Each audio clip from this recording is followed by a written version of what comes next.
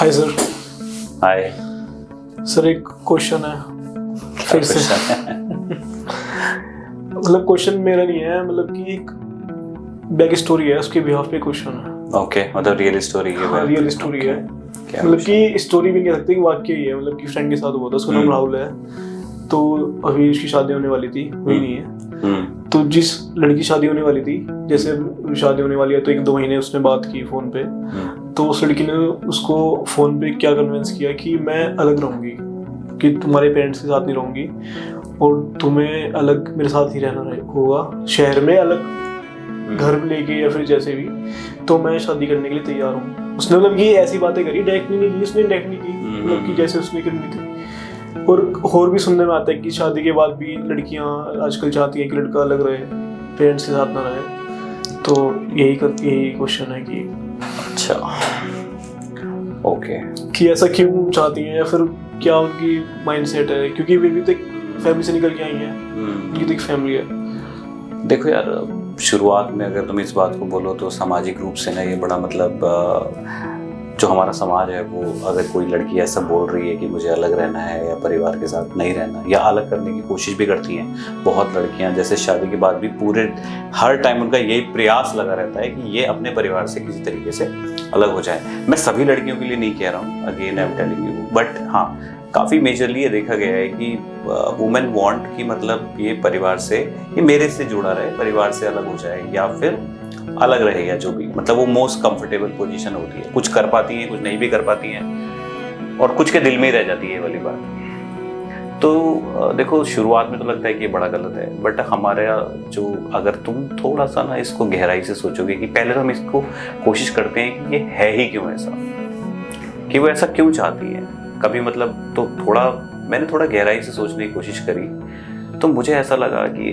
Again हम लोग फिर नेचर की बात करते हैं, तो नेचर से ही इसका आंसर ढूंढने की कोशिश करते हैं। देखो यार, नेचर में मूल सिद्धांत, अगर तुम सिर्फ, इंसान एक ऐसा प्राणी है जो पारिवारिक संबंध, कुटुंब या अपने परिवारों के साथ रहता है या माता पिता की देखरेख करता है। बाकी जितने भी जीव जगत में जितने भी प्राणी हैं, तुमने देखा होगा उनके पार्टनर्स बनते हैं, पार्टनर्स के बाद माँ बाप तो उनके मतलब तुरंत ही छूट जाते हैं, और मुझे लगता भी नहीं कि वो शायद कभी उनसे मिलते भी होंगे। तो जो प्रकृति के जो सिद्धांत हैं वो जीवन चक्र में इम्पॉर्टेंट है कि नए को मौका देना और पुराने का विनाश, पुराने को खत्म करना और नए को उत्पत्ति या प्रजनन के बाद नए जीवन की शुरुआत।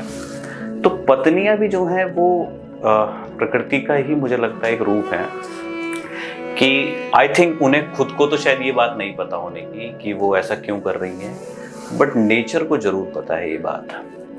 नेचर ने इनको भी कैटलिस्ट की तरह यूज किया है। जैसे मैंने एक बार माँ बाप को बोला था ना कि कैटलिस्ट होते हैं जब कि वो बच्चा पैदा करने के लिए क्यों इतना आतुर होते हैं, ऐसे ही नेचर ने ही पत्नियों को ही एक कहीं ना कहीं उनके दिमाग में ऐसा कैटलिस्ट की तरह उनको यूज करती है, जिससे कि उनके दिमाग में ये रहता है कि ये अलग हो जाए। यानी कि नेचर ही चाहती है कि तुम माँ बाप को भूलो, नेचर चाहती है कि माँ बाप को भूलो, और जो मेरी नई आने वाली पीढ़ी है उसको संरक्षण दो और उस पर ध्यान दो, क्योंकि पूरी प्रकृति का सिद्धांत है। आदमी शायद इसको क्योंकि आदमी का विकास हो गया, आदमी का मानसिक डेवलपमेंट हो गया, और नेचर से आदमी ने काफ़ी चीज़ों, नेचर के अगेंस्ट भी बहुत सारी चीज़ें की आदमी ने, और नेचर से ऊपर उठ के भी बहुत सारी चीज़ें करता है आदमी। इस वजह से शायद लगता है कि प्रकृति ने ही ये उनको संदेश दिया है कि तुम अपने आप को और अपना एक जीवन चक्र अपना अलग चलाओ, और जो इसके पुराने संबंध हैं, चीजें हैं, उसको खत्म करो। तो ये पूरी प्रकृति की माया जाल है, जिसमें कि औरत को भी प्रकृति यूज करती है अपने सिद्धांत को पूरा करने के लिए, जीवन को, अगले जीवन को संरक्षण देने के लिए।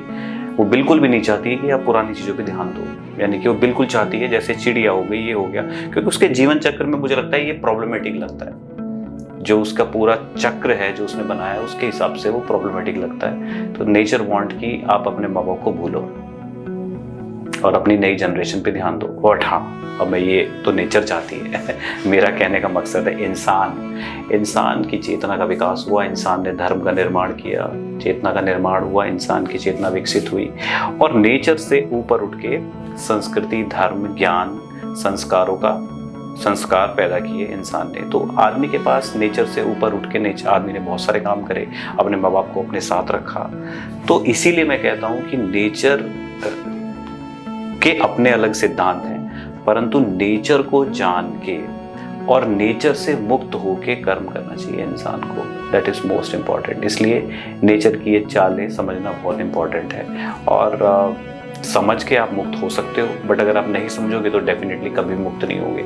वो औरत भी मुझे लगता है कहीं ना कहीं शायद डीपली जाए तो इतना दोष ना, मैं तो शायद ना दे पाऊँ इतना। अगर कोई ऐसा औरत चाहती है कि अलग रहे, अपने घर गृहस्थी पे ध्यान दे और इन माँ बाप को भूले, तो शायद ये नेचुरल भी हो सकता है।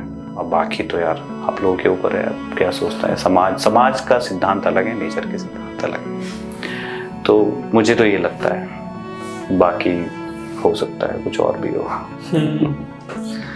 Okay, thank you sir. तो हो सकता है ये थ्योरी कुछ लोगों को थोड़ा अलग लगे, बट भाई नेचर इज़ वेरी क्रूअल। उसके कोई वैसे उसमें कोई ये संस्कार और ये सब चीज़ें तो आपने बनाई है ना, उनके अपने सिद्धांत चलते हैं ना। हमें बहुत चीज़ें हैं जो हमें पता नहीं है, जो हम नेचर के अधीन होके करते हैं और उसको कुछ और रूप देते हैं। तो जो स्त्री भी है शायद वो भी नेचर के अधीन ही है। Thank you so much.